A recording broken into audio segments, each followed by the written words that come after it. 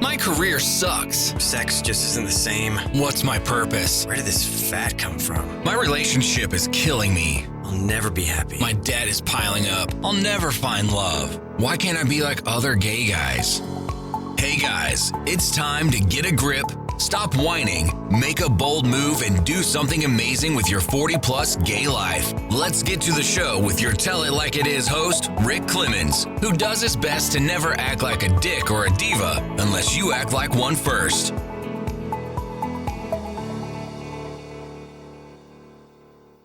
Hey guys, welcome to another episode of 40 Plus Gay Men Gay Talk. You know what we do here? We talk about the stuff gay men need to talk about, but they're not. And also, I want to remind you, we do that once a month at the Gay Men's Chat. So if you haven't been there, you need to hop over to my website, rickclemons.com, or go to gaymenschats.com and you can find that.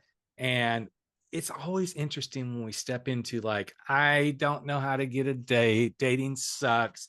I want a man, but I really don't want a man because it's too much commitment. Well, guys, wake up, make up your mind. You want a guy or you don't want a guy. And I am bringing back a friend of mine who, it's been a couple of years. We decided that before we got on here.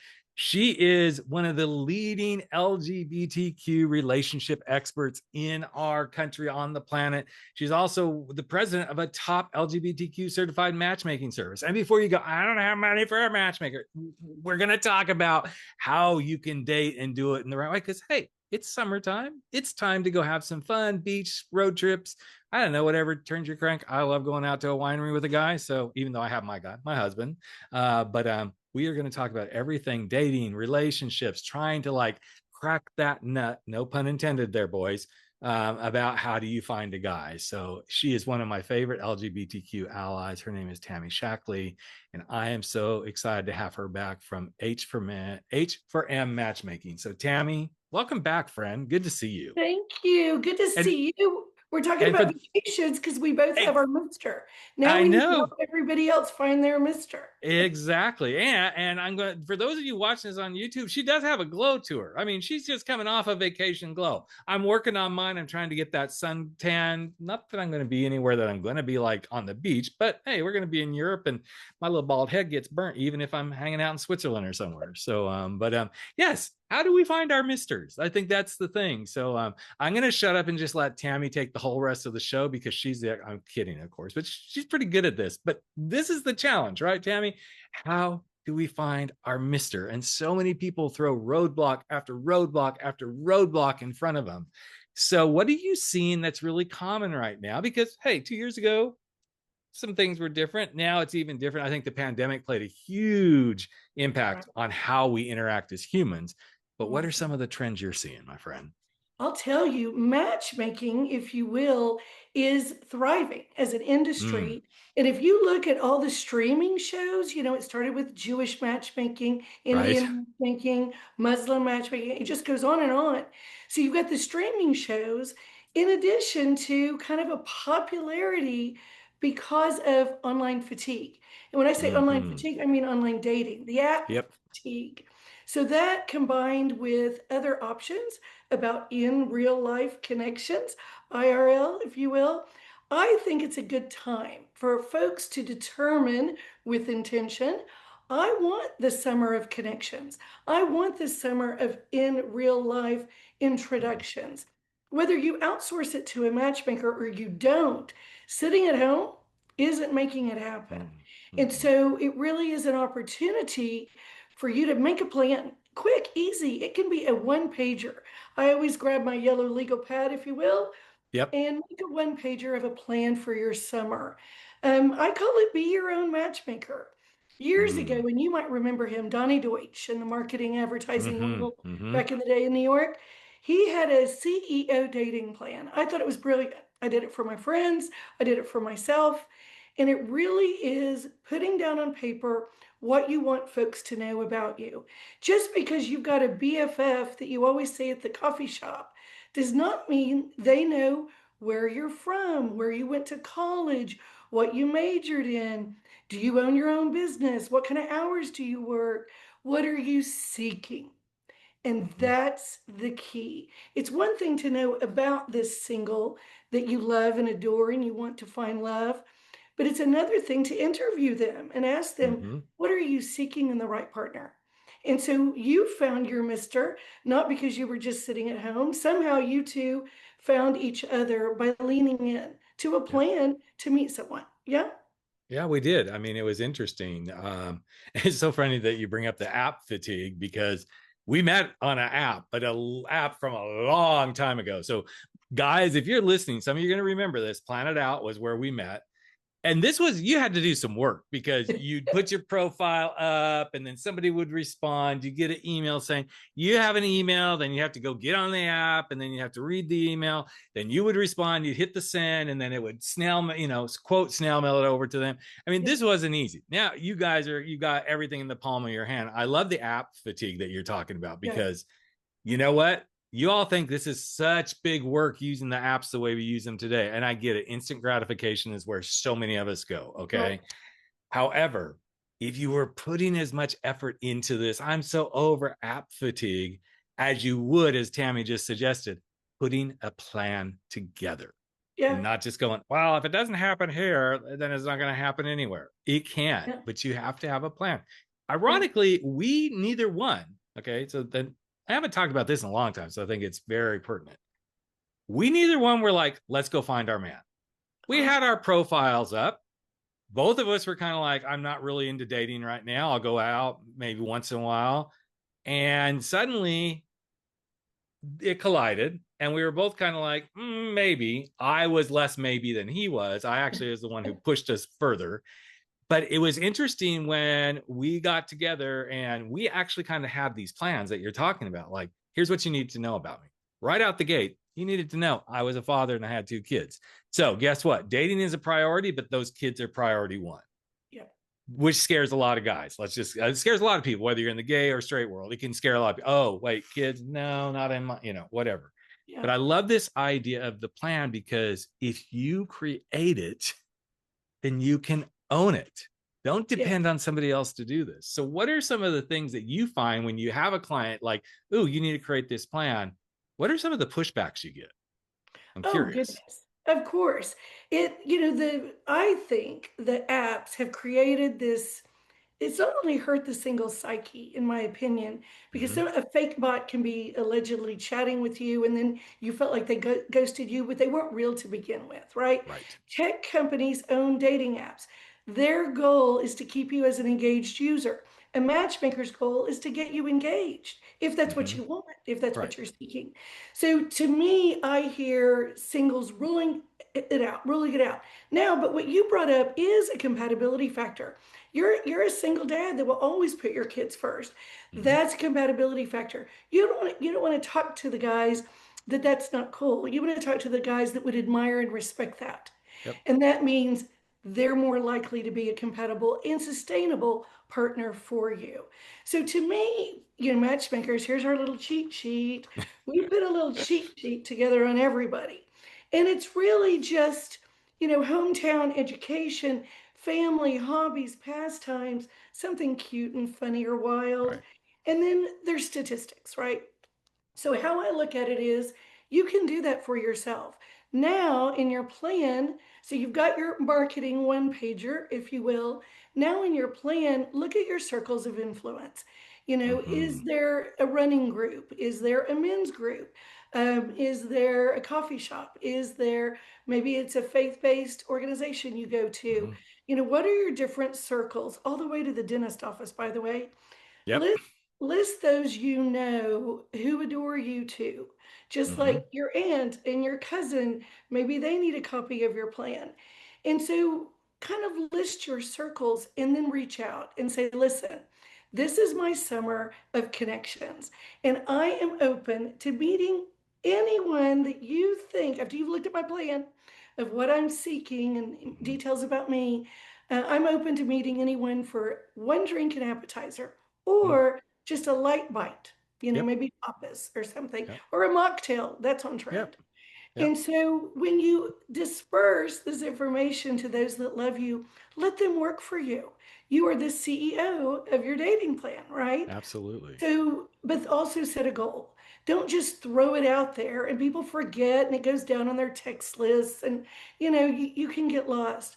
So you've got to plan and you've got to work it and just say, okay, in this month, I hope to meet 3 new people through my circles I would have never met before.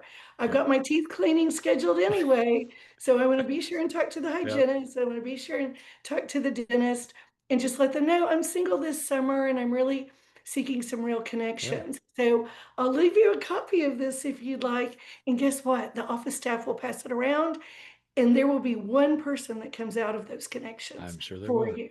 Does that sound scary though for singles? Well, I'm sitting here going, man, I would have loved that when I was doing this, but I kind of was doing it because I Yeah, come from a marketing background. So to me, I was like, I'm marketing myself. I'm putting myself out as I'm the product and here's what I'm looking for. But that can be scary to some guys. Like, that sounds like a lot of work. Well, sweethearts, love you all very much.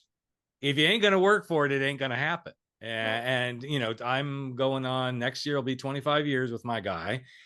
There ain't anything but work that's gone into this. There's a lot of fun too, but every day is work. It's a work in progress. And I wish more people would see the beauty of taking a plan like this. It's Yes. so funny as you were talking through this, Tammy.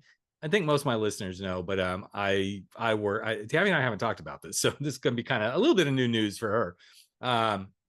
I work for a company that we help build professional speakers' businesses. And as you're like, circle of influence and what do you want from it? I'm like, this is exactly what I tell my speaking clients. You can speak on whatever you want to, but who are your circles of influence? Where's the audience that you're going to try to attract? What is it you want from your speaking business? Some people are like, I just want to speak maybe once, maybe twice a month at the most. Others like, I want to be going gangbusters. I want 3 or 4 gigs of, it's how you put the plan together.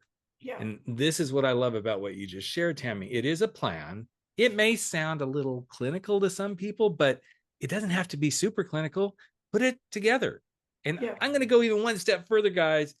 You might want to think about it. It doesn't always have to lead to sex. Okay. This is where it starts to get a little messy. Like, okay, I just want to get laid. Okay, fine. That's fine. But maybe that's your plan.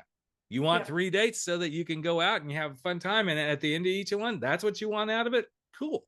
Yeah. But be intentional with what you're seeking. I think that's the core message here. And so many people miss that. In our rules, we say no sex of any kind on the first date, no sex of any kind on the second date. Third date, when you're on your own and we're out of the feedback process, I say, go be what you want to be, do what you want to do. I don't care how long. You are a grown ass adult. Go do what you want to do. But we're making introductions based on 2 guys, eligible singles, wanting a committed relationship. So we give you a strong foundation to have those first 2 quick dates, not 5-hour dates. No more than Yep. 2 hours, no more than 2 drinks. Quick date, wrap it up, hang out one more time, and then see where it goes. Mm-hmm. And I look at it as this: the hookup culture, that's fine too. No shame, no judgment. And there are all the cute boys that love that too. But we're talking about a different type of introduction. Mm-hmm. And I think you can have both. I think you I can have think a you can summer of too. fun and a summer of real connections. The other thing you mentioned, summer is fun. It's more than just pool parties, guys. Those are fun too. I even coach guys how to go to those when they're too scared to go to a pool party in LA. But I digress. Make a list of what you want to do this summer, that trail you've always wanted to try out, that little vintage motorboat on the river that you can lease for 2 hours, just the fun little things that you would do if Mm-hmm. you had a partner. Now you've got a list of potential dates. Yep. Now you just need help with your friends, family, to send people your way that you could go rent that vintage boat on, Mm-hmm. Lady Bird Lake, that you could go to the axe throwing place and have a drink and laugh and take pictures. There are the dates you want. You're simply needing your +1 to go do them. So Exactly. don't just chase the +1 and then have nothing to propose as a date, time, location. Have that ready, set up, because when your friend or cousin, whatever, looks at your plan and introduces you to someone, make that date, Yep. make it happen. It's interesting you brought that up because my husband and I went out for a hike yesterday, and it was one of those couple moments where, like, okay, the marine layer had lifted. We had no plans this week. It was a beautiful weekend. Like, there's nothing we have to do, and we're gonna just embrace that the whole weekend. So I got up, got ready to do this podcast. I did a lot of stuff, like get the little stuff out, and then okay, 9:30 yesterday morning, we're kind of done. What do you want to do? Well, let's get out and get some exercise, but it's kind of chilly, so let's wait till it starts to clear off. Okay, cool. We get in the car, we head out, and my husband says, well, what kind of shoes do you have? I said, I have my tennis shoes. Oh, I was going to go on a hike. So there's a couple. I'm like, well, why didn't you tell me we were going to go on a hike? But we can go. He goes, well, we can walk that trail, but let's go do something flat. I'm like, no, that's fine. Let's go. So off we go to this trail we hadn't been on in a while. And of course, we get up it and they hadn't cleared it as much. We're like, okay, it's rattlesnake season now here in California. I'll go so far, but I'm not, when I'm looking at those weeds going, not sure about it. Yeah. So how does this relate to what we're just talking about? As I'm walking through some of this trail, I'm like, this could be a perfect, like we went a mile. That's all we went. This could be a perfect place to like go with somebody that you're just getting to know, kind of test like, out in nature, have some good conversation, maybe, I don't know, whatever you want to bring to drink with you. And it took us less than 45 minutes or so to go up this little thing and come back out. And as we walked away, I was thinking that would be kind of a cool little first date sort of location. If you're both into like, hey, let's get out and get into nature, right? It's such an easy thing to do when you just put a little bit of thought into this, right? Too often people don't even think about that. Oh, I got to have this big date. We got to look this way. We got to go. No. How about 30 minutes? We meet at a coffee shop. We meet, as you said, a mocktail, a cocktail, whatever you want, and wrap it up. Because man, what you can learn in that little short time, it's amazing. It really is. That's the human connection that people are missing. We learned through the pandemic that there's an epidemic of loneliness. The WHO has written about it. And so my goal is to get people together. It doesn't mean there's going to be fireworks. I knew in the first 30 seconds. No, it's a real human meeting another real human. You both have fascinating backgrounds, career, education, work life, family life, pastimes. I mean, I just interviewed someone who's a dog agility trainer. That's cool. I've never interviewed that before. I can't wait to set that person up with someone who is passionate about their canines. They're going to connect. Will they get married in the future? I have no idea. But the fact that this person has developed their own passions, their own interests, and they're bringing that to the table, what's the harm in meeting someone that's going to admire and respect that? Right? Exactly. It's that easy. We did the same thing this weekend. We had no plans, and we have a beach club not far from us. So yesterday morning, I said, let's go to the beach club. And the question was, like, with the chairs and the stuff, and we're going to schlep all that. I said, no, let's just drive to the beach club. And all we took was a deck of playing cards to play a hand of gin. That is so easy. And I made a joke that this is my church. It's just so easy to sit there, turn off all of it, and be with a person that you simply enjoy their company. Maybe they're your partner, maybe they're your future partner. And I have a lot of singles that are friends with their ex. That's okay to connect and just be real with each other and check in on each other. I think we're all here to support each other, especially in unsettling times or uncertain times. It really is about having intention through a season.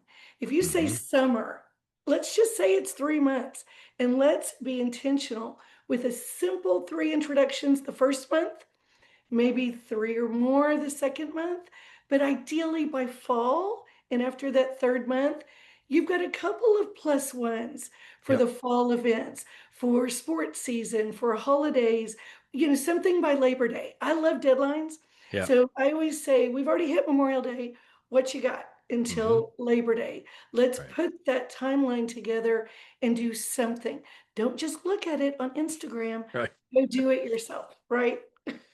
I was talking to one of my clients in this space, and he said, and this was a couple of months ago, he goes, I just need some fireworks by 4th of July. I'm like, well, you just go to the stand and buy them. He's like, that's not what I mean. I'm like, okay, you're putting a lot of pressure. I said, tell me what fireworks means. Like, what is it you're looking for? I just need something that's sparked and that we're fully engaged. I said, you do realize you're putting 2 months to make that all happen. I said, what if you could just meet 1 or 2 people that has the potential for fireworks by 4th of July? No, I got it, because I'm going to this party. I got to have a date. I'm like, this is why you're struggling, buddy. You're putting Yeah. so much pressure on what's going to happen instead of Yeah. going, I'm going to put intention towards that and let's see where we go. I'm not saying like sit back and, eat bonbons on the beach. That's not what Yeah. I'm saying. But also, I think sometimes we raise the expectation so high and then it's not achievable. And Right. then we wonder why our dating life sucks. Literally, it Yeah. sucks. The other thing that I hear, and I'm sure you do too, I hear, well, there wasn't a connection. And I argue, doesn't connection grow? Can't it grow? Mhm, Like, list three of your best friends over the mhm, decades. Did you know the very first minute you met them that you were going to be best friends? No. It took a couple of times of hanging out and realizing how much you had in common and how you think alike and how you want for the same things. And then you ended up spending time and becoming best friends. I think the same thing about dating. You don't know in mhm. the first few minutes, but I look at it as you're meeting an interesting human. Walk away from that short date and think, did I enjoy their company? Did I feel safe? Was I happy, healthy? Right. Was that, pretty much a good time? It wasn't over the top, Mhm. Instagram moment. It was just real and good. And that's enough to hang out with someone a second time. And so we really encourage Dr. Helen Fisher used to be our mentor in the matchmaking industry for certified matchmakers. And she said, as an anthropologist, it takes 4 good dates to see if this person could be in your future. So why are we ruling out someone after 30 minutes when we Mhm. just want to hang with them a second time? Keep it simple, keep it short, but you don't know what kind of day they had. You don't know what they're going through. Don't judge everything on that Yep. first immediate connection. Give it a second date.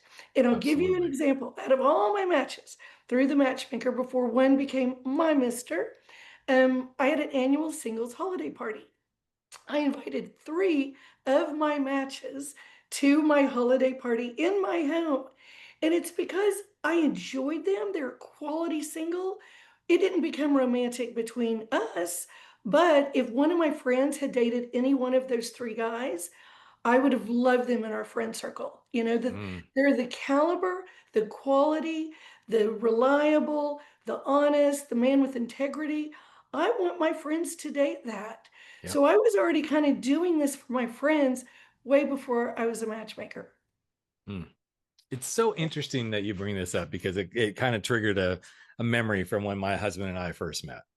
As I said, there was a little resistance. In fact, if you ask him, I forced him into our first date, which was kind of true. He was not feeling well that weekend, and I'm like, just come down, just come, and he did. He wasn't feeling good, Okay. but it will always be part of our memory. But it was probably 2 months later, at least, and we had dated a couple of times. And it was the first time we decided we're going to do something more significant. So I was getting ready to do a cycling ride from Orange County to San Diego. And he was going to meet me halfway. And first time we were going to spend a night together too. So we're going pretty deep here. And I thought this is kind of moving good. And then the next morning, and I had an accident first day of the cycle, but I'm like, I'm still going. I was covered in bruises and everything, but I'm like, I'm going to make this thing happen. And I remember the next morning, he's like, okay, well, good luck. And I'll see you in a few days. And I was kind of like, well, wait. And he was going to Disneyland with a girlfriend and her kids. And in that moment, there was the side of Rick like, well, what about me? But then in the other side, there was like, I kind of like that this guy is drawing some boundaries and saying, here's where we are in our relationship. I could have made a huge judgment call on that and said, okay, fine, we're done. I'm hurt. It's my own fault. Like, I'm going to still do this ride. I wanted the hero at the end, right? But I thought, yeah, I'm with a group of friends that are doing this ride. My heroes are going to be right there with me, right? And that realization of like, ooh, he knows how to draw a boundary. He knows how to keep his friends in his circle, all that sort of stuff was actually part of the thing that, really connected me. The second thing was he really respected that I was a father. If he was on this podcast with us right now, he would say, and I'm not making this up, guys, and some of you heard me say this before, one of the things that attracted me to him was that I was a father. because he knew that that's where my emphasis was. This is where he wanted a family. He had kind of known he wanted a family. He saw this as a potential opportunity. And so these are those things, to your point, Tammy, you got to make room. You can't do a one and done and go, no, you got to at least do 2 dates at a minimum, 2 good solid dates to really get a feel for it, even if they're short. But don't rule someone out. I love what you just shared about, I'd even invite my, ex matches to a party, because I agree. I want my friends kind of being in that same space without telling them, here, date this one. I think Right. it would be really valuable to do that. And too often I think we dismiss things because, oh, it's not a fit. When we give it time? Did we Right. really give it time to show up how we want to? So I'm curious, you met your hubby through a match. What is one of the greatest lessons you learned from that match that helps you as a matchmaker right now? Second date. Second Mm, date. And a true story. I mean, out of all my matches, I had a lot of matches. I was particular and did not apologize, was my line. So I wasn't picky. I like positive word connotations. I was particular. He was not the best first date. mm, His hair was a mess. I mean, he needed product. I could go on. He needed a stylist. He needed a new shirt, new pants. He still had pleats with cuffs, please. And true story, he took his shoes off on the first mm. date, and I could see that under the table. And we were both business casual, and I found that so off-putting. Like, what the hell? You can't keep a pair of shoes on. Like, you're just kind of a mess, a little bit. Uh-huh. But an interesting storyteller, an interesting business person. Oh, just wicked smart, mathematician mind. There were so many good things, but he just kind of looked a fright. Okay, so I gave him a second date. Second date, he showed up dressed a little better, hair still a mess, but he started telling surfing stories and called me dude. He was like, dude, there was this long left and I'm a goofy foot and so blah, blah, blah. I mean, inside, I was like, oh my God, that is the hottest thing a nerdy mathematician has ever said. And then he said in the second date, hey, I hope you know, I don't know if you know any surfers, but I hate closed-toed shoes. He goes, I would be wearing flops if it were up to me. And I said, thank you for bringing that up. I thought maybe your shoes didn't fit. And he goes, no, I take off shoes a lot. Okay, had I never given it that second Mm-hmm. date, I would have profiled him Yep. as this nerdy, out of touch, whatever actuary, right? But Mm-hmm. instead, he was this cool surfer trying to put on a business look for me. And I thought that was hot. It's interesting the things we find hot, and you're like, oh wow. I mean, one of the things that I found most hot about my husband is that he had a very large family, that there was lots of family stuff. It's changed a little bit. We won't go into that, but it was part of the like, oh, I used to have this and I didn't have it. And I didn't realize until that kind of started showing up how much that was meant something to me, because my family is large. My dad, 5, 7 brothers and sisters, cousins, all that. And then there was a lot of things just kind of unraveled and that wasn't there anymore. I ended up with just 2 kids, so we don't have a large family. Yet I realized, oh, that was really something. And when the girls got involved in that because of my husband, there was a camaraderie. There was a like, oh, wow, we've got cousins now that we see on a somewhat regular basis. It was something that was really like, oh, this turns me on because this is something that was missing in my life. Too often, I think we miss like, okay, but what's besides the great physique or the great Right. ass, whatever you want to go, that is the thing that turns you on. Yeah. The thing that turns me on these days about my husband the most is his ability to not react. Mm, mm, It's something that has taught me a whole lot about myself. yeah. And the way he will take something in, sometimes it drives me a little nuts. Like, okay, are we done? Are we done sitting in the response? Can you just give me a freaking answer, right? But there is a sexiness to that. Like, this guy's got a head on his shoulders that isn't just going to react to stuff. Every Yeah. once in a while it shows up, but when it does, it shows up in a very intentional way. And I think oftentimes we miss like, what is the real sexy Yeah. underneath all this? And that's what this swiping, you can, I mean, good looking guys are good looking guys. I don't care if you're straight, gay, man, Yeah, woman. A yeah, good looking yeah. guy is a good looking guy.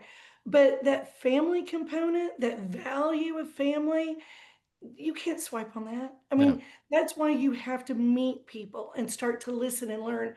I was setting up two bachelors, and one said, if we could postpone this for a couple of weeks, I've got to go be Gunkle on a Disney cruise for niece and nephew, and then I've got to visit a family member who's ill, and then I'll be ready for the introduction. That's hot. And so I Mhm. told the other person, I know you want this introduction to be right now, but without sharing too much, for these reasons, doesn't he sound worth the wait? And he goes, I love that. I love everything you Yes. just shared about him. And I said, and that's going to be worth the wait, you Mhm. know? So it really is more than these profile fields that you fill out. It's sustainability. And that's what you just described, I think, about your husband is you balance each other out. Maybe you help each other be a little bit better person and even out your rough edges. And that's sustainable as long as he's supporting you the best way he can and you're receiving it as such. Yep. And that's why it takes a couple of dates. You can't just tell from the first date. But out of all my dates, I was open to a second date with almost everyone. The Mhm. one I did not want a second date with was a former professional baseball player, over 6 foot, tan, blonde, gorgeous, mannerly with two kids. He was too hot.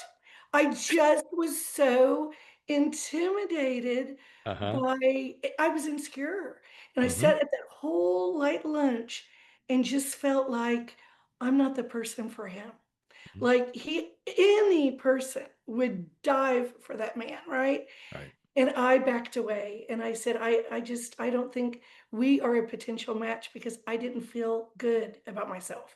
I Mhm. felt like I should have been an NFL cheerleader, and that's not what I am. Right.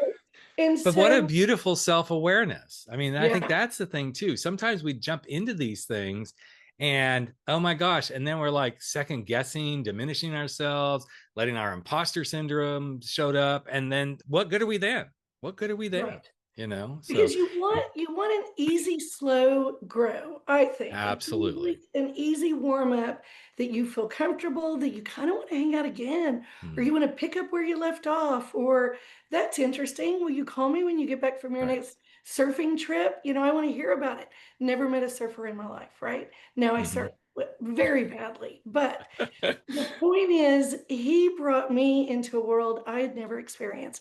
I brought him into a farm life from Oklahoma. He had never experienced anything like that. Swiping and on paper, we probably Yep. would not have swiped on each other. Exactly. Our connection when we're together is legit. And it Mm, was second date, I knew. It took him a little longer, but I thought this man not only captured my attention, I think he could keep it forever because mhm. wow, he's fascinating when you drill down through the nerdy exterior. Yeah. And that's all it is. So I think it's okay to swipe on the hookups. I think looking for real connection is what every single should strive for. Ultimately, when you're ready. Yeah. I love that you just said connection is legit. I think that's a big piece of the puzzle. It Yeah.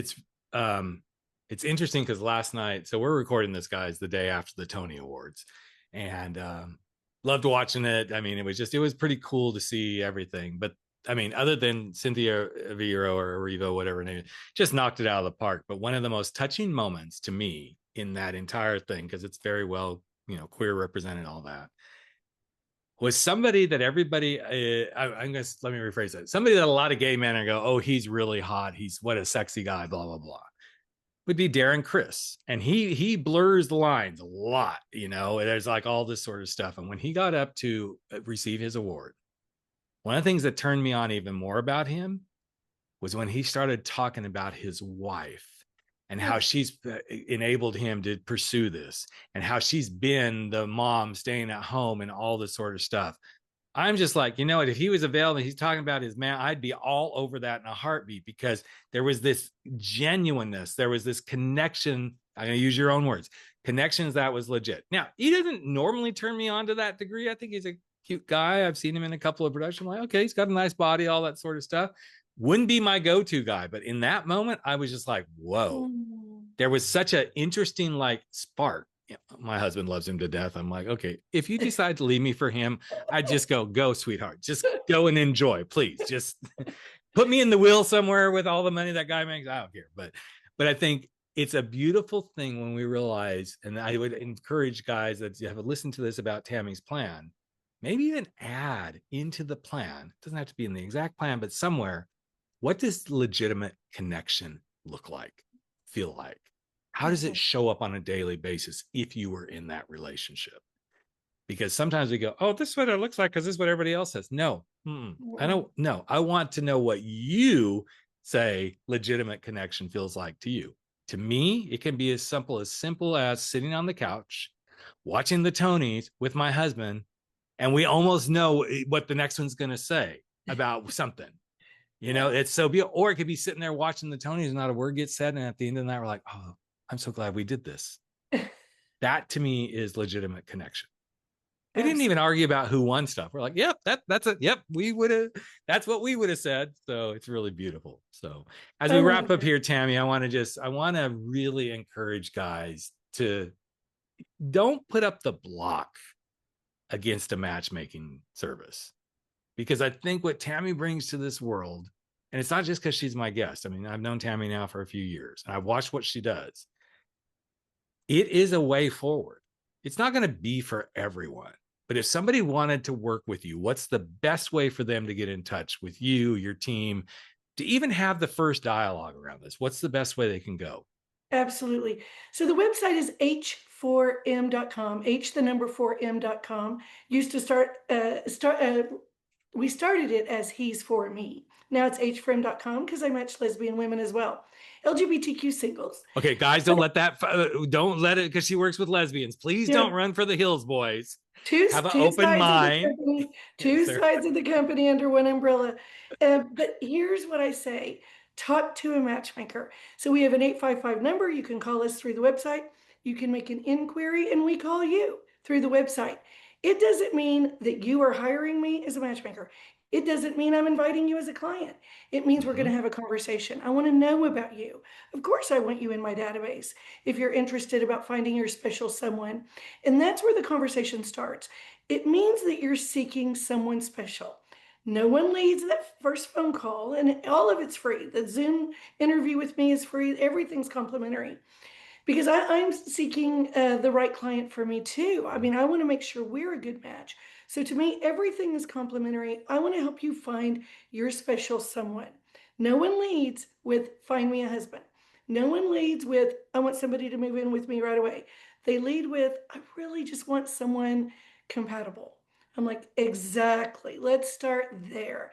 Compatibility can start very simple and it can be sustainable. And I always encourage even a phone call with the matchmaker, maybe you never interview, but do the phone call because there's a little energy in the universe that starts to happen. Like, I don't know if it's a chemical release in the body or what happens, but a lot of people meet someone right after talking to us, whether they hired us or whether they didn't. And I think that's the universe at work because you are putting energy and exposing yourself as to wanting your special someone. And then it starts to find you. I really believe that. I believe that too. I honestly, Tammy, believe that's why my husband and I met. Yes. Because we both literally in the 2 to 3 months prior to that, we had both said, no, we're going to just kind of go off the grid at this point. Yeah. We're going to be present, but we're not, it's not going to be like, oh, check. Right. And then suddenly we showed up, and unfortunately he's like, it's so funny because we're literally coming up on our 25 years.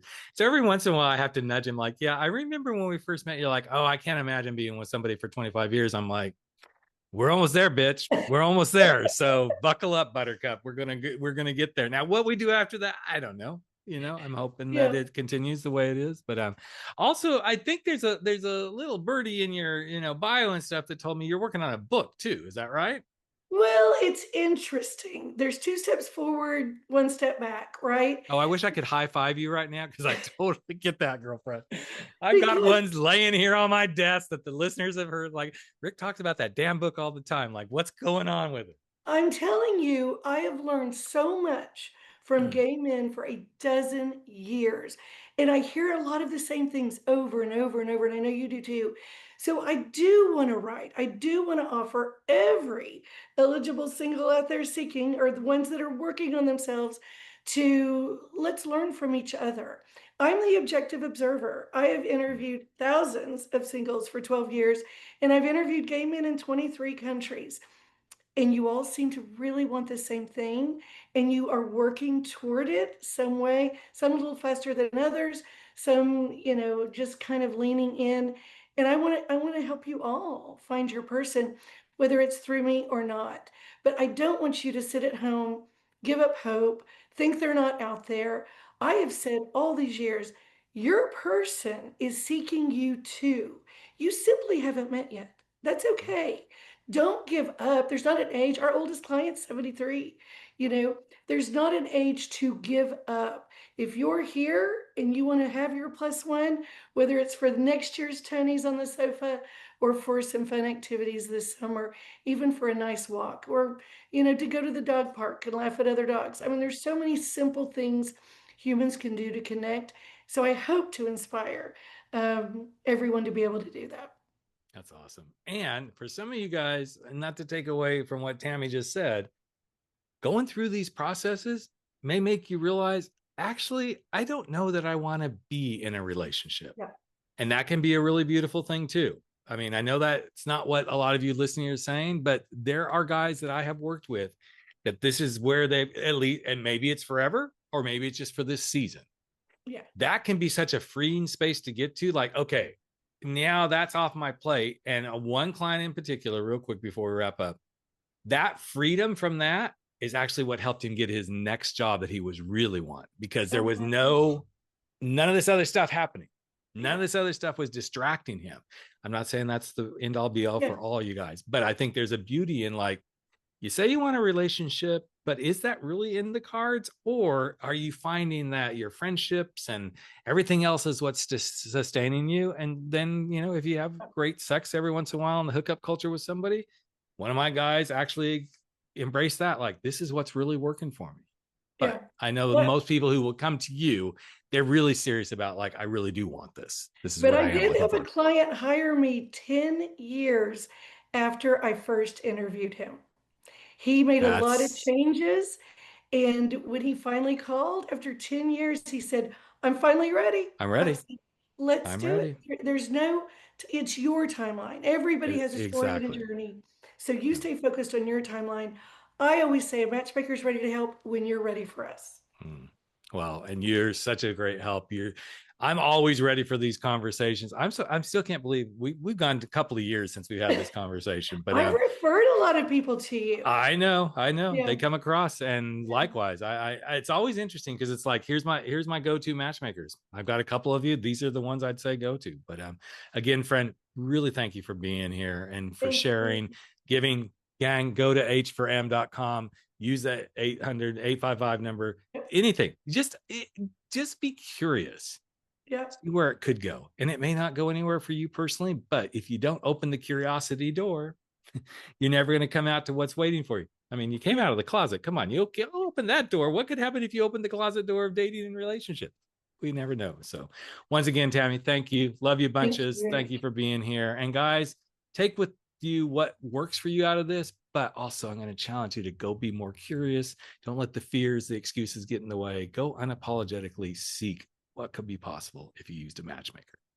Have a good week, everybody, and we'll see you in just another week. Take care.